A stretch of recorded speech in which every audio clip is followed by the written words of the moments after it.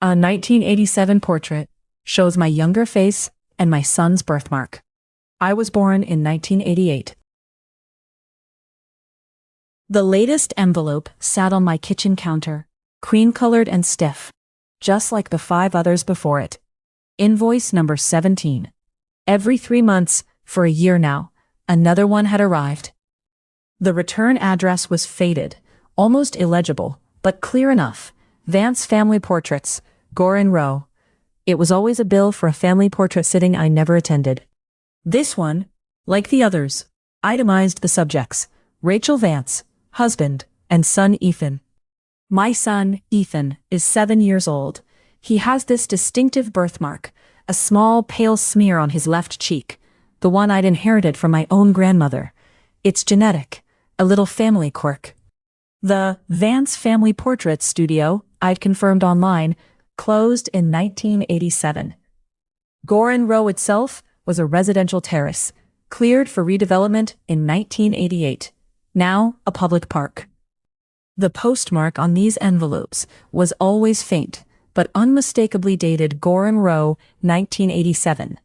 I'd tried calling the number on an earlier invoice once. It was disconnected. I'd ignored them, dismissed them as a bizarre postal error, a glitch in some defunct archive. Maybe someone else named Rachel Vance? But the detail about son Ethan always snagged me. How could a studio that closed before I was born, from a street that no longer existed, know my name, and my son's name, and even the makeup of my impossible family? It was our names. The latest invoice, with its crisp, impossible details, finally pushed me past annoyance into a quiet, focused investigation. I started where most modern mysteries begin: local history forums. Gorin Row, 1988. The records were clear. Compulsory purchase order, public park development. Every mention confirmed its fate. The Vance Family Portrait Studio popped up in a few archived newspaper snippets from the mid-80s, always with the same address on Gorin Row. One article from late 1987 detailed its closure, citing owner's retirement and impending street redevelopment. The owner was a Mr. Alistair Vance. A distant relative, perhaps? I checked my family tree again, painstakingly. No Alistair. Not even a remote connection to anyone running a photography studio in that era. My Vances were from the next county over. Always had been. The studio's advertisements were quaint, featuring smiling families in sepia tones, the kind of stiff, formal portraits you see in old albums. I found a digitized photo from a local archive, a street view of Gorin Row in 1986. There it was, Vance Family Portraits, a neat storefront sandwiched between a dry cleaner and a bakery. The closure date was confirmed again and again, across multiple sources. 1987. No ambiguity. The invoices were not just old. They were from a place and time that could not logically intersect with my life, let alone Ethan's. My birth year was 1988. Ethan's was 2016. It was too specific to be random, too impossible to be real. I searched for any mention of the studio after 1987, any continuity, any other local businesses with Vance in the name. It was a dead end, making the continued arrival of the invoices even more unsettling. The ordinary explanation, a phantom bill, a prank, crumbled under the weight of the impossible detail: son Ethan. Deep in the digital archives of the local historical society, a particularly high-resolution scan caught my eye. It was an internal studio photograph, dated October 1987, showing the Vance Family Portraits reception area, empty, just before closure. The light in the room was dim, dusty. In the background, through a partially open door, a display portrait hung on a wall. It was slightly out of focus, a typical family shot. A woman, a man, a small boy. I zoomed in, my heart thudding, the laptop screen humming softly against the sudden silence in my office. The woman in the portrait was unmistakably me. Younger, yes, but my face, my hair, the curve of my smile. The man was a stranger, but the boy was Ethan. His exact smile, his hair, even the tiny birthmark on his left cheek, visible through the digital grain. It was a perfect match. The photo, dated 1987, showed my son, born in 2016, with a younger version of myself. My finger hovers over the enlarged, pixelated image on my screen. The impossible photo. Her face, younger, beside a stranger, and a child with Ethan's unmistakable grin. All captured in a studio that closed before any of them could have posed for it. The dread is a cold, tight knot in my stomach. The impossible photograph haunted me. I printed it, a grainy, sepia-toned ghost, and pinned it to my corkboard next to the stack of invoices. It felt like a physical manifestation of the wrongness, solid proof that my mind wasn't playing tricks. I drove to the site of Gorin Row, the place that couldn't exist but kept sending me mail. It was a wide, landscaped park now, green and inviting, with children playing on swings, their laughter echoing in the afternoon air. It was a sunny, ordinary place, which only deepened the unease. The old oak trees, gnarled and ancient, stood as silent sentinels, the only living things that might remember the street. I saw an elderly man, his white hair a halo in the sun, sitting on a bench, sketching one of the old oaks. He looked like he'd been here a long time, rooted to the spot. Preston Montgomery, his nameplate on his watercolor kit read. My heart pounded, but I knew I had to ask. "Excuse me," I began. "I hope I'm not disturbing you. I was just wondering if you knew anything about Gorin Row, the old street that used to be here." Preston looked up, his eyes sharp behind wire-rimmed glasses. "Gorin Row, eh? Used to live here myself, back in the day. Before they turned it into all this," he gestured vaguely at the park. He was initially jovial, reminiscing about the old bakery, the corner store, even the dry cleaner. Then I asked about the studio. "Vance family portraits?" "Oh yes, Mr. Vance, fine old fellow. Always a bit odd, that place." He never elaborated, just a dismissive wave. He mentioned how the clearing of Gorin Row was more thorough than most, every building demolished, every foundation removed, as if erasing it completely from the map. He vaguely referred to the record keepers, who came around before the demolition, documenting everything for the council. He dismissed it as bureaucracy, but a tremor in his voice, a slight tightening around his mouth, suggested otherwise. "The record keepers," I pressed, trying to keep my voice even. "What did they document?" He grew visibly uncomfortable, his eyes darting towards the children playing, then back to my face. "Just old things. People. Houses. Said they needed everything for the archives. They had a spot, I think, at the old local council annex, where they kept all the old maps and deeds. Don't think it's used much anymore." He quickly changed the subject, asking if I was new to town, his tone a little too casual. There was more to Gorin Row than a simple demolition. Days later, the impossible photo still staring at me from the corkboard. I was leaving Ethan's school. The late afternoon sun was low, casting long shadows across the parking lot. A man in a dark, well-tailored suit stepped out from behind a parked SUV. He was in his late 60s, impeccably groomed, with a calm, unreadable face. My instincts screamed. He approached me directly, without hurrying. "Rachel Vance?" he asked, his voice smooth, almost soothing, cutting through the usual bustle of parents and children. I froze, clutching my bag strap tight enough to whiten my knuckles. "Yes," I replied, my voice tighter than I intended. "My name is Desmond Norwood," he said, offering no hand, no smile. "I just wanted to apologize." I stared at him, confused, my mind racing. Apologize for what? Desmond's gaze was steady, unwavering, fixed on my face. "For what is about to happen," he said, a faint, almost imperceptible sadness in his eyes. like a ripple on still water. It's not personal. It's simply procedure. He glanced towards the school entrance, where Ethan was emerging with his class, his red backpack bouncing as he waved goodbye to a friend. A wave of cold, crystalline fear washed over me, sharper than anything I'd felt before. Desmond didn't threaten, didn't warn. He simply stated. His composure was terrifying. "I just wanted you to know," he added, then turned and walked away, blending into the stream of other parents, his dark suit disappearing into the shadows. I stood rooted to the spot, watching him go, the words echoing in my mind. What is about to happen? He knew my name, he knew where to find me, knew when Ethan would be dismissed. And he apologized for an event that hadn't occurred, as if it were a foregone conclusion. The dread was now sharp, personal, and aimed.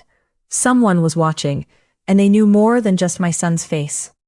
Desmond Norwood's chilling apology ignited a cold, hard resolve in me. I couldn't just investigate anymore. I had to understand. I returned to Preston Montgomery, this time armed with the impossible photograph and the invoices. He was again at his bench by the old oak, his sketchbook open. "Mr. Montgomery," I said, holding out the photo. "You said Vance family portraits was odd, and you mentioned record keepers." Preston's face, already pale from the sea air, went ashen as he saw Ethan's image, his eyes fixed on the birthmark. He fumbled with his charcoal stick. I shouldn't have said anything. I pushed harder. "Preston, someone just approached me. They knew my name, my son. They apologized for what is about to happen. This photo, these invoices, they're impossible. They point to something terrible. What is it?" He looked around frantically, as if expecting someone to materialize from behind the trees. Finally, he broke. His voice was barely a whisper. "Vance family portraits wasn't just a studio, Rachel.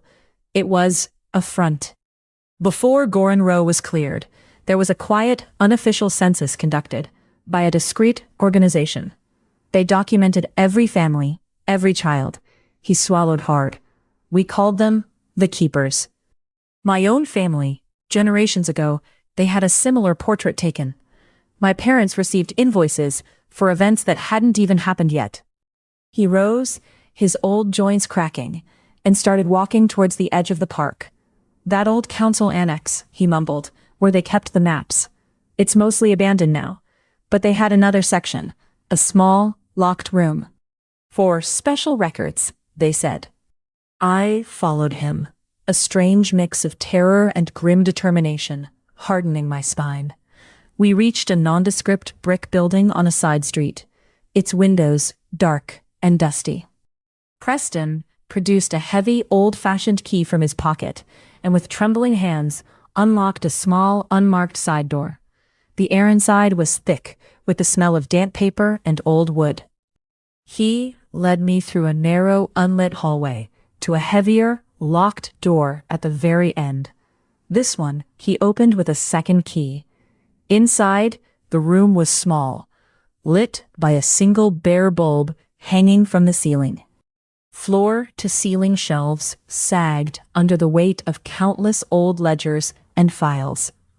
"This is it," he whispered, his voice catching. He went to a particular shelf, almost hidden behind a stack of moth-eaten maps. He retrieved a heavy, leather-bound ledger. It was old, fragile, its cover embossed with a faded, unidentifiable crest. It smelled of dust and damp earth. With trembling hands, he opened it to a brittle, yellowed page. There, in elegant, looping script, was an entry. My breath hitched. "Vance. Rachel. Family portrait. Gorin Row." And the date, clearly written, was 1985. My mind reeled. 1985, 3 years before I was born. Preston pointed to other entries. Identical portraits for other families from Gorin Row, dated decades ago. The words "son Ethan" weren't there, but the impossible date for her portrait slammed into Rachel. The invoices, the photograph, the cleared street, It all clicked into a terrifying new pattern. The studio wasn't just recording, it was predicting. Preston Montgomery, his face streaked with tears he didn't bother to wipe away, pointed to more entries in the ledger. My own family, see? The Montgomerys. An entry for my grandfather. Not a portrait, a relocation order, dated 1932. He vanished that year. Just disappeared. My grandmother said he went to work one morning and never came home.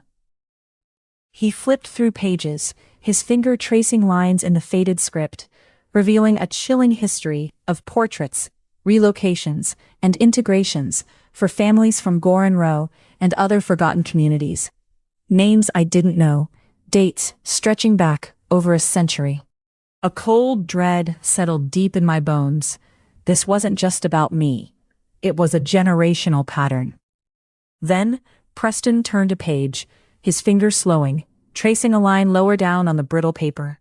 And here, he whispered, his voice barely audible, after your own portrait entry. I leaned closer, my eyes following his finger down the page, past my own name, past the 1985 date that had already shattered my understanding of reality. My gaze landed on a new entry, stark and clear amongst the faded script. Vance, Ethan, relocation and integration, age 12. The date listed next to it was precisely 5 years in the future. The heavy ledger is open, and Rachel's breath catches. An entry for Vance Ethan, relocation and integration, age 12. The date is 5 years from now. Her son, her future. The names of cleared families stretch back for centuries, all with similar, chilling directives. The full, cold mechanism of it all is suddenly, terrifyingly clear. The relocation and integration, age 12 entry for Ethan, shattered my world into jagged pieces. Preston, his voice barely a whisper, explained what it all meant. The institution, he began, we called them the keepers, sometimes the census. They believed they were maintaining a delicate balance, a necessary order. They identified individuals and families destined to play a part in a larger, unseen pattern. A grand design, they called it. The portraits were just the initial identification, a record of a predetermined life. The invoices were reminders, notifications of their recorded status. Not bills, but confirmations. He paused, looking at the faded ledger with a haunted expression. Relocation meant they were taken, absorbed into the institution's operations, their old lives erased. Integration meant they were given new identities, new roles, to fulfill their preordained purpose within the pattern. My grandfather, he was relocated. Nobody in my family ever saw him again. Gorin Row, he explained, was one such nursery community. Not the only one, but one they watched closely. The clearing in 1988 wasn't just demolition, it was a systematic harvesting. A way to process the marked individuals and ensure the secrecy of their operations. Preston himself had avoided a relocation by sheer luck. His family had moved just before their scheduled event. He had lived his life in terror, always looking over his shoulder, knowing he was an anomaly, a loose thread in their pattern. Desmond Norwood, Preston explained, was an integrator, one of those who had once faced relocation, but now served the system. His apology wasn't for malice, but for the cold inevitability of the pattern. Every clue, every impossible detail, from the invoices to the photo to Desmond's unsettling words, now coalesced into a horrifyingly coherent system. A system that had been operating for generations, silently shaping lives, predicting futures. My son, Ethan, was part of that pattern. Armed with the ledger's terrible truth, I knew I could not let Ethan be relocated. I had to fight. I found Desmond Norwood's office in a nondescript building downtown, the kind of place you'd walk past 100 times without noticing. He greeted me calmly, as if expecting me, without a trace of surprise. The office was spare, minimalist, like the man himself. "The ledger," I said, my voice trembling but holding steady. "Ethan, what do you want with him?" Desmond gestured to a leather armchair opposite his desk. "Please, Rachel, have a seat." He settled back in his own chair, his hands clasped on the desk blotter. "We want nothing, Rachel. We merely observe, and when necessary, facilitate." He explained, without a shred of malice or emotion, that Ethan was simply marked for a particular role, a continuation of a pattern, and that fighting it was futile. "The pattern endures," he said. "It has for centuries. Individuals come and go, but the mechanism remains." He pointed to a faded framed photograph on his desk. A younger Desmond Norwood, perhaps in his late teens, standing stiffly beside an older, stern-looking man in a similar dark suit. "My own integration," he stated simply, his voice flat. "They came for me when I was 17. I chose to understand rather than resist. It is a necessary function." He offered me the same choice: accept Ethan's destiny, his inevitable relocation and integration, or attempt to break a pattern that had endured for centuries. He spoke as if discussing a weather forecast, not the life of my son. I looked at the photo of Desmond, then at him, seeing the quiet resignation in his eyes, the almost imperceptible weariness. I saw the ghost of Ethan, at 12, being led away, his birthmark visible on his cheek, his smile gone. "I won't let you," I whispered, the words tasting like ash in my mouth. Desmond sighed, a quiet, almost sympathetic sound. "Then you will deviate, and we will record it." I stood up, my chair scraping harshly on the polished floor. My resolve hardened, brittle but unbreakable. I would not accept it. I would run. I would disappear. I would break the pattern, or die trying. I turned and walked out, Desmond's calm, unblinking gaze following me, a silent, unmoving presence. The choice was made. Survival at any cost. Rachel and Ethan vanished. Their house was sold quickly, the digital footprint of their lives meticulously erased. They moved from town to town, Rachel using cash, never settling, always looking over her shoulder. The invoices stopped arriving, but the memory of the ledger, of Desmond's calm acceptance, remained a constant shadow, a cold knot in her stomach. The institution, for its part, closed their file, recording a new entry: Vance, Rachel, and Ethan. Deviation from pattern.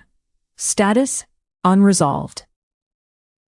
Desmond Norwood, a faint, almost regretful expression on his face, moved on to the next scheduled event in the ledger. The pattern continued, unbroken, elsewhere. Years pass. Ethan is now a young man, almost 12.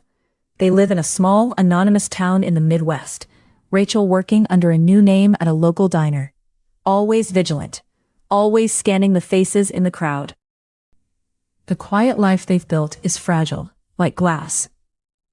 One quiet afternoon, the mail arrives, thudding softly onto the welcome mat.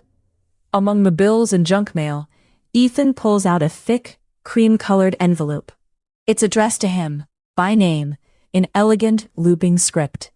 The return address is a small, unfamiliar local photography studio offering a complimentary family portrait sitting. But the postmark, faint yet unmistakable beneath the new stamp, is from a town that no longer exists, a place called Gorin Row.